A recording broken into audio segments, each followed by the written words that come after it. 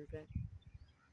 ஊட்டியில் தோடா இனத்தவங்க, அதில் வந்து ஒருத்தருக்கு செவியில் சீல் வந்துருச்சு. ஸோ அந்த சீல் வந்ததுனால அவங்க வந்து என்ன சொல்லியிருக்கிறாங்க, ஊட்டியில் வந்து அந்த அளவுக்கு பெரிய பெரிய ஹாஸ்பிட்டல்ஸ் இல்லை, நீங்கள் என்ன பண்ணுங்கள் கீழே கூட்டிகிட்டு போயிடுங்க சொன்ன பிஎஸ்சிக்கு கூட்டிகிட்டு வந்திருக்காங்க. 2012 எண்டில் நான் சொல்கிறது. அப்போ அவங்க வந்து அங்கே ட்ரீட்மெண்ட் பண்ணியிருக்காங்க. முதல் முறை வந்து பிரைனில் வந்து சீல் கோர்த்துருக்குன்னு சொல்லிட்டு ஆப்ரேஷன் பண்ணியிருக்காங்க. இந்த ஆப்ரேஷன் பண்ணிவிட்டு அவங்க வந்து ஒரு 5 days வந்து பெட்டில் இருக்காங்க. மறுபடியும் காதில் அதே இடத்துல சீல் ஒடியுது. இப்போ இந்த குடும்பமே முழுவதுமாக கிறிஸ்தவர்கள் தான். அவங்க அம்மா வந்து பைபிள் வச்சுட்டு எப்பொழுதும் ப்ரேயர் பண்ணிக்கிறவங்க தான். இப்போ இவங்க எல்லாரும் சேர்ந்துட்டு டாக்டரை பார்க்கும்போது டாக்டர் சொல்லிட்டாங்க, இனி இவங்களை காப்பாற்ற முடியாது. ஏன்னா பிரைனில் ஒரு முறை கை வைக்கிறதே ஆபத்து. நம்ம ஒரு முறை ஆப்ரேஷன் பண்ணிட்டோம், 2வது முறையும் அதே இடத்துல சீல் வந்திருக்குன்னா காப்பாற்ற முடியாது. இவங்கெல்லாம் சொல்கிறாங்க, எவ்வளோ லட்சம் செலவானாலும் பரவாயில்ல டாக்டர், நீங்கள் பிள்ளையை காப்பாற்றி கொடுங்க அப்படின்னு. பட் அவர் சொல்லார், எவ்வளோ கொட்டினாலும் நம்மளால் காப்பாற்ற முடியாத சூழ்நிலை தான்மா. ஆனால் நீங்கள் இவ்வளோ தூரம் ஃபோர்ஸ் பண்ணுறதுனால ஒரு 5 மணி நேர ஆப்ரேஷன், ஆனால் அதில் 100% எங்களால் உத்தரவாதம் சொல்ல முடியாது. அப்படிப்பட்ட ஒரு கேஸ் தான் இது அப்படின்னு சொல்லும்போது அவங்க சரின்னு கையெழுத்து போட்டு பணமெல்லாம் கட்டிட்டாங்க. 4.5 மணி நேரம் ஆப்ரேஷன் நடந்துட்டுருக்கு. எந்த விதமான அசைவும் இல்லை, அவர்கிட்ட இம்ப்ரூவ்மெண்ட்டும் இல்லை. ஆப்ரேஷன் தியேட்டர்லேருந்து வெளியில் வரவங்கக்கிட்ட எந்த பாசிட்டிவ் பதிலும் இல்லை. அப்போ அந்த அம்மா அந்த ஆப்ரேஷன் தியேட்டர் முன்னாடி அந்த வயதான அம்மா பைபிளை வச்சு அழுதுகிட்டே இருக்காங்க. அப்பொழுது பார்த்துட்டிங்கன்னா சதீஷ்னு ஒரு பிரதர், அவர் இப்போ நம்ம இருக்கக்கூடிய பகுதியில் தான் கொஞ்சம் தொலைவில் இருக்கார். அவர் வந்து ஒரு கம்பெனியில் மேனேஜராக ஒரு டாக்குமெண்டேஷனில் இருக்காங்க. நம்ம இந்த பகுதியில் ஊழியம் ஆரம்பிக்கும் போது அவர் வந்து எப்பயாவது ஒரு டைம் வருவார், ப்ரேயர் பண்ணிட்டு போவார். அப்போ பார்த்துட்டிங்கன்னா அவங்களுடைய அண்ணாவுக்கு முதல் நாள் நைட்டு பிரைன்லேருந்து எல்லா பகுதியிலும் போகக்கூடிய பிளட் எல்லாமே கிளாட்ஸ் ஆயிடுச்சு. தட் மீன்ஸ் உறைந்து விட்டது ரத்தம் எல்லாம். அவரை காப்பாற்ற முடியாது, இறந்துடுவாங்கன்னு சொல்லிட்டாங்கன்னு நைட்டு 2 மணிக்கு, தட் மீன்ஸ் ஏர்லி மார்னிங்காக 2 o'clock வந்து எனக்கு கால் பண்ணாங்க. பிகாஸ் என்னுடைய ஃபோன் சுவிட்ச் ஆஃப். என்னோடய அம்மா வீட்டுக்கு ஃபோன் பண்ணி, அவங்க எங்கள் வீட்டுக்கார் நம்பருக்கு ஃபோன் பண்ணி எனக்கு கூப்பிட்றாங்க, லைன் கொடுக்குறாங்க. அப்போ பேசுகிறேன். இப்போ பார்த்துட்டிங்கன்னா அவங்க சொல்கிறாங்க, சிஸ்டர் எங்கள் அண்ணாவுக்கு இந்த மாதிரி மனைவி பிள்ளைகள்லாம் இருக்காங்க, ரொம்ப சின்ன சின்ன குழந்தைகள், ரொம்பவுமே கைவிடப்பட்ட சூழ்நிலை. ஆனால் நான் வந்து ஜீசஸை நம்புகிறேன், அவர்னால முடியும் எங்களை காப்பாற்ற, நீங்கள் ஜெபம் பண்ணுங்க அப்படிங்கிறார். அப்போ நான் சொல்கிறேன், நீங்கள் வந்து உண்மையாக விசுவாசிங்க, கர்த்தர்னால கூடாத காரியம் ஒன்றும் இல்லை, கர்த்தர் செய்வார். கர்த்தருடைய வார்த்தை வருகிறது. நாங்கள் வந்து அந்த மனிதனை ஒப்பு கொடுக்குறோம். அந்த பிளட்ஸ் எல்லா கிளாட்ஸும் வந்து நார்மலாகணும், நல்லபடியாக அந்த இரத்த நாளங்கள் எல்லாம் ரத்தம் சீராக ஓடணும்னு சொல்லி அந்த ஒரு நிமிட ஜெபம். கர்த்தர் எவ்வளோ நல்லவர் தெரியுமா? நீங்கள் எவ்வளோ நம்புவீங்கன்னு எனக்கு தெரியாது. நீங்கள் ஒருவேளை கர்த்தருக்குள்ளே தான் ஓடிட்டுருக்கீங்களா? ரொம்ப நெருக்கப்படுகிறீங்களா? ரொம்பவுமே சிறைப்பிடிக்கப்பட்டவர்களாக இருக்கீங்களா? சரி, நீங்கள் நினைத்த வாழ்க்கையோ இல்லை பிரயாணத்திலையோ ஓட முடியல, சுதந்திரமாக இல்லை, மூச்சு கூட விட முடியல, ஆனால் அவ்வளோ கொடூரமான சித்திரவதைக்குள்ளே இருக்கேன்னு நீங்கள் நினைக்கிறீங்களா? ப்ளீஸ் உங்கள் கண்களை துடைத்து கொள்ளுங்க. என்னை அந்த சூழ்நிலையில் காப்பாற்றின தேவன் உங்களோட இருக்கிறார், உங்களோட இருக்கிறார். சிறையிருப்போட ரொம்ப மோசமான வாழ்க்கை. அந்த ஜெபத்தை கர்த்தர் கேட்டு அந்த மகனுக்கு அன்று இரவே கர்த்தர் என்ன பண்ணினார் தெரியுமா? அந்த பிளட் கிளாட்ஸ் எல்லாம் சீராகி நார்மலாகி நல்ல பிளட் சர்க்குலேஷன் அவருக்கு. அந்த டாக்டர்ஸ் எல்லாம் வந்து பார்த்துட்டு ஐசியூல எப்படி இது மிராக்கள், இப்படி ஒரு சம்பவமே நடக்காது, எப்படி நடந்துச்சு? இவர் உயிரோடு இருக்கிறார், ஆரோக்கியமாக இருக்கிறாருன்னு சொல்லிட்டு நார்மல் வார்டுக்கு அவங்கள அடுத்த நாளே என்ன பண்ணாங்கன்னா மாற்றினாங்க. இப்போ அந்த நபர் தான் இந்த அம்மா கிட்ட ஆப்ரேஷன் தியேட்டர் முன்பதாக நடந்து வருகிறாரு. அவருக்குள்ள ஒரு சந்தேகம். இந்த அம்மா ஒரு கிறிஸ்தவராக இருக்காங்க, பைபிள் வச்சிருக்காங்க, ஏன் அழுகிறாங்க? எனக்கு ஜீசஸ் பத்தி அந்த அளவுக்கு தெரியாதே. நான் அவரை அறியாதவங்களா இருந்தாலுமே, ஒரு ஹிந்துவா இருந்தாலும், நாங்க ஜீசஸ் கிட்ட கேட்டோம், இவ்வளோ பெரிய நன்மை செய்து கொடுத்தாரே அப்படின்னு அந்த மகனுக்குள்ள ஒரு ஆச்சரியமான ஒரு கேள்வி. அந்த பையன் என்ன பண்ணியிருக்காரு, நேரா போயிட்டு அந்த மனுஷன் அந்த அம்மா கிட்ட, அம்மா ஏன் அழுகிறீங்க? இந்த மாதிரி நேற்றுக்கு எனக்கு வந்து ஜீசஸ் இவ்வளோ பெரிய நன்மை செய்து கொடுத்தாரு, நீங்க ஏன் அழறீங்க? நீங்க வந்து அழ வேண்டாம், இந்த மாதிரி நான் ஒரு நம்பர் தரேன், நீங்க அதுல பேசுங்க. எங்களுக்கு ஜீசஸ் வந்து இவ்வளோ பெரிய ஒரு ஜீவனை கொடுத்துருக்கும் போது உங்களுக்கு ஏன் கொடுக்க மாட்டாரு அப்படின்னு அந்த பையனுக்குள்ள, அந்த பர்சன் சகோதரனுக்குள்ள ஒரு விசுவாசம். அப்போ பார்த்துட்டீங்கன்னா அந்த அம்மா வந்து அதே ஈவினிங் வந்து ஒரு 7:30 இருக்கும். நானும் என்னுடைய வயிற்றில் இருக்கிற ஈசாக்கும் பால்கனியில் நடந்துட்டே என்ன பண்ணுறோம், ஏசப்பாவை பற்றி பாட்டு பாடி ப்ரேயர் பண்ணிட்டு வேதத்தை குறித்து தியானித்து நான் சொல்லி கொடுத்துட்ருக்கேன். ஆமாம், சிறையிருப்பு போல தான், எல்லாம் பூட்டி தான் இருக்கும். நம்மளால் வெளியில் வர முடியாது, யாரையும் பார்க்க முடியாது, நம்மளை பார்க்கணுன்னு பெற்றவங்களும் நினச்சாலும் முடியாது, அவ்வளோ ஒஸ்ட்டு தான். ஆனால் கர்த்தர் மட்டும் பார்த்தாரே, கர்த்தர் மட்டும் நம்மளிடத்துல வருவதை யாருனாலும் தடைப்பட முடியவில்லை தெரியுமா? ஒருவேளை நீங்கள் அந்த சிறையிருப்பு போல சூழ்நிலையில் இருக்கீங்களா? யாரும் உங்களை வந்து பார்க்க முடியல, நீங்களும் நீங்கள் பிரியப்பட்டவங்க, உங்கள் மேலே அன்பு செலுத்துறவங்களை பார்க்க முடியல, உங்கள் குடும்பத்தில் இருக்கவங்க பார்க்க முடியல, அப்படி இருக்கீங்களா? ஆனால் கர்த்தர் மட்டும் உங்களிடத்துல வந்து உங்களை பார்ப்பதையும், நீங்கள் கர்த்தரிடத்துல பேசுவதையும், கர்த்தர் உங்களை ஆசீர்வதிப்பதையும் ஒருவராலும் தடைபட முடியாது, தெரிஞ்சுக்கோங்க. உங்கள் கண்களில் இருக்கக்கூடிய கண்ணீரை துடைத்துக் கொள்ளுங்க. ஒரு நொடி பொழுதுதான். வாழ்வோ ஜீவனோ மரணமோ சாவோ ஒரு நொடி பொழுதுதான். I can understand that. உங்களுடைய சூழ்நிலை எதுவானால் நான் புரிந்து கொள்ள முடியும். எல்லா விதமான பாடுகள் மத்தியிலும் தான் ஆண்டவர் என்னை நடத்தி வந்திருக்கிறார். நான் சாதாரண மனுஷனாலே புரிந்து கொள்ள முடியும்னா தேவனாகிய கர்த்தர்னால உங்களை பற்றி புரிந்து கொள்ள முடியாதா? நீங்கள் எவ்வளோ வருத்தப்படுறீங்க, எவ்வளோ அழுகிறீங்க, எவ்வளோ சித்திரவதைக்குள்ள இருக்கீங்க. கர்த்தரால் புரிந்து கொள்ள முடியும், கர்த்தரால் புரிந்து கொள்ள முடியும். ஆகையினால அந்த அம்மா கால் பண்ணாங்க, இந்த விளக்கமெல்லாம் சொன்னாங்க. இந்த மாதிரி ஒட்டியில் பார்த்தோம், காதில் சீல் வந்துச்சு, டாக்டர் ட்ரீட்மெண்ட் இல்லை, கீழே போன்னு சொன்னாங்க. கோயம்புத்தூரில் இந்த மாதிரி பெரிய ஹாஸ்பிட்டலில் வச்சுருக்கோம்,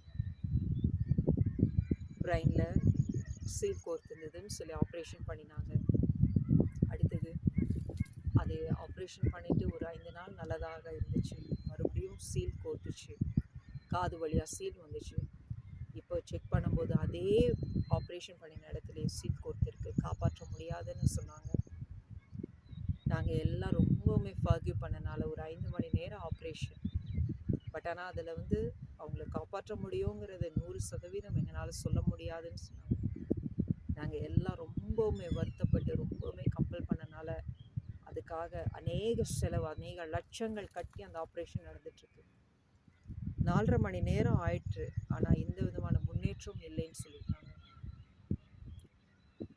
இப்போ நான் அடுத்த 10வது நிமிஷம் நான் பேசிகிட்டு இருக்கேன், இன்னும் 20 நிமிஷம் தான் டைம் இருக்குது அந்த ஆப்ரேஷன் முடியறதுக்கான, எந்த அசைவும் இல்லைன்னு சொல்லிட்டாங்க சிஸ்டர். அப்படின்னு சொல்லும்போது கர்த்தர் பேசுகிறார், நான் அவனுக்கு ஜீவனை கொடுப்பேன்னு சொல்லு. ஹல்லேலூயா, ஜீவனை கொடுப்பேன்னு சொல்லணும். அப்போ சொல்கிறேன் கர்த்தருடைய வார்த்தையை, நீங்கள் அழுகாதீங்க, கர்த்தர் உங்கள் பையனுக்கு ஜீவனை கொடுப்பேன்னு சொல்லுகிறார். ஒரு நிமிடம் நம்ம கண்களை மூடி ஜெபிப்போம். ஜீசஸ், இந்த மகன் ஆப்ரேஷன் பண்ணுகிற அந்த அறைக்குள்ள நீங்க இறங்கி வாங்க. உங்க உயிர் தெழுந்த வல்லமை இறங்கி வரட்டும். உங்க ஆணிப்படிந்த தழும்புல கரம் அவர் மேல வைக்கப்படட்டும். உங்க ஜீவனை கொடுங்க ஆண்டவரே. நீங்க இந்த ஆப்ரேஷன்ல அவங்களுக்கு நீங்க ஜீவனை கொடுத்து உயிரோட எழும்ப வைங்க. நீங்க இறங்குங்க ஆண்டவரேன்னு சொன்னாங்க. அவ்வளோதான். கர்த்தர் ஜீவனை கொடுத்து அடுத்த 20வது நிமிஷம் இந்த அம்மா கிட்ட ப்ரே பண்ணிட்டு வச்சோம். நீங்கள் தைரியமாக இருங்கம்மா, உங்கள் பையன் உயிரோடு வருவாங்க, நாளைக்கு நீங்கள் எனக்கு ஃபோன் பண்ணி சொல்லுங்கன்னு சொன்ன உடனே அந்த அம்மாவும் அதை பிலீவ் பண்ணாங்க, நம்பினாங்க கர்த்தரை. பார்த்துட்டிங்கன்னா அந்த 20 நிமிஷம் அந்த ஆப்ரேஷன் தேட்டர்லேருந்து டாக்டர்ஸ் வந்து சொன்னாங்களாம், அம்மா 4 மணி நேரம் 40 நிமிஷம் உங்கள் பையன் வந்து இறந்தவன் தான், அவங்ககிட்ட எந்த முன்னேற்றம் இல்லை. ஆனால் கடைசி 20 நிமிஷத்தில் அவனுக்குள்ள ஜீவன் வந்தது. அந்த அறையே வெளிச்சம் ஆயிற்று. என்ன ஆயிற்றுன்னு எங்களுக்கு தெரியல, ஆனால் ஆப்ரேஷன் வந்து நல்லபடியாக செய்து முடித்தாயிற்று. உங்கள் பையன் உயிரோடு இருக்கான். அவங்க சொன்னாங்களாம், நீங்கள் வேண்டிக் கொண்ட உங்களுடைய ஆண்டவர் உங்களுக்கு இவ்வளோ பெரிய நன்மைகள் செய்தார். ஸோ ஒரு நொடி பொழுதுதான் மரணமும் ஜீவனும் இருக்கட்டும். எந்த விதமான சூழ்நிலையா வேணாலும் இருக்கட்டும், அதை மாற்றி போடவும் முடியும். நம்மளை போல நொறுங்கின பாத்திரத்தை எடுத்து இன்னொரு நொறுக்கப்படுகிறவங்களுக்கு பயன்படுத்தவும் முடியும். அதனால தயவு கூர்ந்து உங்களுடைய கண்களை துடைத்துக் கொள்ளுங்க. உங்களுடைய சோர்வை ஒரு விஷயம் மட்டும் நான் சொல்லட்டுமா, தேவன் தனிமையா இருப்பது நல்லதல்லன்னு சொன்னாரு. ஏற்ற துணையை கொடுத்தேன்னு சொன்னது ஓகே, வாழ்க்கை துணை. ஆனா நம்மளுடைய ஒவ்வொரு சூழ்நிலைகள்லையும் ஒவ்வொரு காலங்களில நம்ம பிரயாணிக்கிற காரியங்களிலும் நம்ம சோர்ந்து இப்படி தனித்து விடப்பட்டவர்களாக நம்ம கூனி குறுகி உட்காரும் போது இன்னமும் நம்ம பலவீனமாகிறோம். இன்னமும் அந்த சோர்வும் இருளும் பயமும் திகிலும் நம்மளை மூடிக்கொள்ளுகிறது. கர்த்தர் நம்மளுக்கு சொல்லுகிற வார்த்தை, பயப்படாத, திகையாத, கலங்காதே, நான் உன் தேவன், நான் உன்னோட கூட இருக்கிறேன், நான் உனக்கு சகாயம் பண்ணுவேன், நான் உன் வலது கரத்தை பிடித்து சொல்வது என்னவென்றால், நீ பயப்படாத, திகையாதே, கலங்காதே. எப்போ நீங்க வந்து ரொம்பவும் இந்த மாதிரி பாதிக்கப்பட்டு இருக்கீங்களோ, தயவு செய்து ஒரு சின்ன விஷயம் மட்டும் செய்யுங்க. ஏன்னா அப்பதான் என்ன பண்ணுவாங்க எல்லாருமே, அந்த சோர்வு, அந்த துக்கம், அவங்களால அதிலிருந்து மீண்டு வர முடியல, சாப்பிட மாட்டாங்க, தூங்க முடியாது, சாப்பிட முடியாது. ஏன்னா நானும் இருந்திருக்கேன் இல்லையா, நம்ம அப்படியே பைத்தியம் பிடிச்ச மாதிரி அதே நினைவுகள் எண்ணங்கள் வந்து வந்து வந்து வந்து நம்மளைய கொன்றும். அதுவே அந்த அளவுக்கு நம்மளை வந்து பாதிச்சிடும். பட் நம்ம அப்படி இருக்கக்கூடாது. நான் சொல்ற சின்ன விஷயம் மட்டும் செய்யுங்களேன். நீங்க எழும்பி, நீங்க நல்லா இருந்த காலத்துல எழுந்தோன்னா முதல்ல என்ன செய்வீங்க, ரெஃப்ரெஷ் ஆயிட்டு முதல்ல ஒரு நல்ல ஃப்ரெஷ்ஷான ஒரு பாத், ஒரு குளியல். நிஜமா நான் சொல்றேன், இது சின்ன விஷயம் தான், ஆனா உங்களுக்குள்ள ஒரு பெரிய மாற்றத்தை கொண்டு வரும். நீங்க தயவு செய்து எழுந்து முதல்ல ஒரு குளியல், நிம்மதியா நல்லா ப்ரஷ் பண்ணிட்டு நல்ல ஆரோக்கியமான, எதை குறித்து நினைக்காதீங்க. ஓகே, சம்திங் உங்களுக்கு ஏதோ ஒரு நல்லது நடக்க போகுது, இந்த வார்த்தை மட்டும் மனசுல வச்சுக்கொள்ளுங்க. அதனால நீங்க என்ன பண்ணீங்க, இப்போ முதல்ல போயிட்டு ஒரு நல்ல குளியல் குளிச்சுட்டு ஃப்ரெஷ்ஷாக வந்து நல்லா தலைவாரிட்டு, ஓகே. சின்ன பிள்ளைகள்னா தான் நம்ம சொல்லுவோம் பவுடர்லாம் போட்டுக்கோ எல்லாம் பண்ண, நம்ம அதெல்லாம் செய்ய மாட்டோம். ஏன்னா ஒரு ஃப்ரெஷ்ஷப் தான். ஓகே, வந்து முதல்ல உட்கார்ந்து நீல் டவுன் போட்டு வேதத்தை எடுத்து ஒரு அதிகாரம். நான் உங்களுக்கு ஒரு சின்ன டிப்ஸ் சொல்லட்டுமா? உங்களுடைய சூழ்நிலை, உங்கள் மனநிலைமை, உங்களுடைய இருள், இந்த கட்டு, இதுலேருந்து நீங்கவே முடியலையா, வெளிப்படுத்துகிற சுவிசேஷம் இருக்கு இல்லையா, இது பரலோகத்தை குறித்து அப்படியே வெளிப்படுத்தி இருக்கிறார். நம்ம பரலோக தேவனோடு நம்ம பேசுகிற சஞ்சரிக்கிற அவர் நமக்கு வெளிப்பட்ட காரியங்கள். நான் ஒன்று மட்டும் சொல்கிறேன், வெளிப்படுத்துகிற சுவிசேஷம் சத்தமாக படிங்க. ஓகே, சத்தமாக படிங்க, ரீட் பண்ணுங்க. உங்களுக்கு புரியுதோ புரியலையோ அதை பற்றி கவலைப்படாதீங்க, சத்தமாக படிங்க. அதை படித்து முடிக்கிறதுக்குள்ள உங்களுக்குள்ள ஒரு திருப்தி, ஒரு சமாதானம், ஒரு சந்தோஷம், ஒரு உற்சாகம், உங்கள் சூழ்நிலையிலேருந்து ஒரு மாற்றம். இட் வில் பி ஹேப்பன்மா, பிலீவ். ஒரு மாற்றம் வரும், சம்திங், ஒரு புதுசு நடக்கும், ஒரு ஆசீர்வாதம் வரும். ஏன்னா நம்ம ரொம்ப துக்கமா இருக்கும்போது நமக்கு பாட்டு பாடவும் முடியாது, வேதத்தை படிக்கவும் முடியாது. பட் நமக்கு ஒரு நன்மை நடக்குது.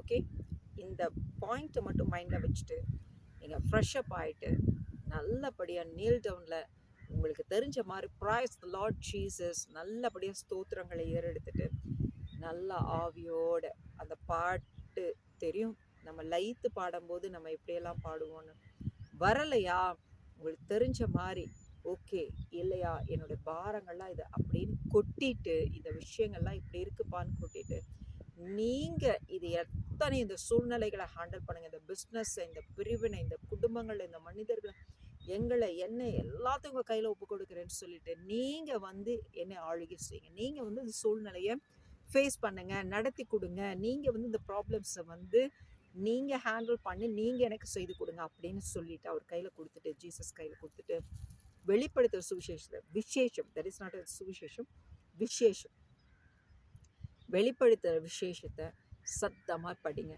1வது அதிகாரத்திலேயே ஏசப்பா எப்படி இருப்பாருன்னு சொல்லிட்டு அதில் ரொம்ப அழகாக சொல்லியிருக்காங்க. நிஜமா அதில் நம்ம வெளிப்படுத்துகிற விசேஷம் நம்ம வாசிக்கும் போதே பார்த்துட்டிங்கன்னா பாக்கியவான்கள், வாசிக்கிறவங்களும் கேட்குறவங்களும் பாக்கியவான்கள், அதை கை கொண்டு நடக்கிறவங்களும். இப்போதைக்கு நீங்கள் அதை வாசிங்க. முதல்ல அந்த வாசித்து முடிக்கிறதுக்குள்ள ஒரு நன்மை உங்களுக்கு நடக்கும். அடுத்தது நீங்கள் டெய்லியும் வந்து என்ன நடந்தாலும் இல்லைனாலும் நம்ம உயிரோடு இருக்கிற வரைக்கும் காலையில் எழுந்திரிச்சுன்னா முதல்ல குளிச்சுடுங்க. இன்னைக்கு என்ன நடக்க போகுது நடக்கல அதெல்லாம் விட்டுருங்க.